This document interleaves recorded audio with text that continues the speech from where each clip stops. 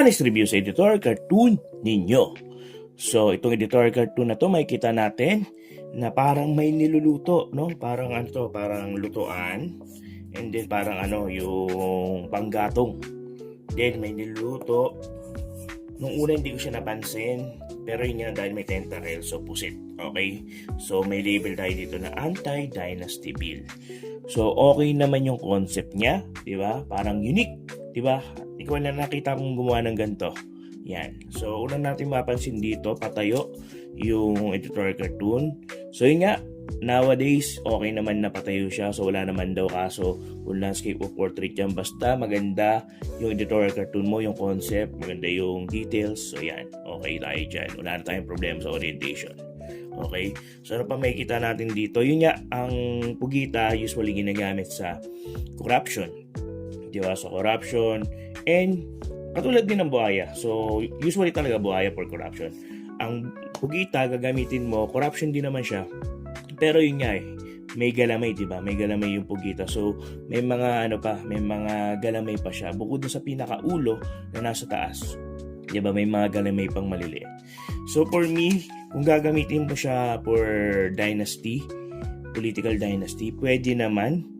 Diba? So, imagine, let's say, kunyari yung pinaka-head of the family siya yung ulo. Tapos yung tentacles niya yung mga galamay. Pwede naman, pasok pa rin naman. Tapos nangyari, parang niluluto ngayon yung pugita. Diba? Nung Anti-Dynasty Bill. Tapos yung mga panggatong. Diba? So maganda naman yung concept niya. So suggestion ko lang, siguro mas maganda kung sa details. Diba? So details, mas maganda kung mapakita ko pang pugita. Diba? Para mas umangat na, okay, gets ka agad pugita, gandaan pa yung tentacles, diba? Lagyan mo ng mga suction or mas mo pa ng mga tentacles. Tapos siguro mas maganda rin na ako for me, kung gagawin kong ganito, kung talagang anti, parang dedo na. I-X mo yung mata. Parang mas kawawa, diba? Parang dedo. Diba? Tapos yung anti-dynasty bills, siguro dahil dagdag impact yun. Yung mag-guide sa mga viewers or makakita ng tutorial cartoon mo. So mas maganda gawin mong bold or diba? Bold, talagang powerful. May impact ngayon pag nabasa, anti-dynasty bill, okay. Diba?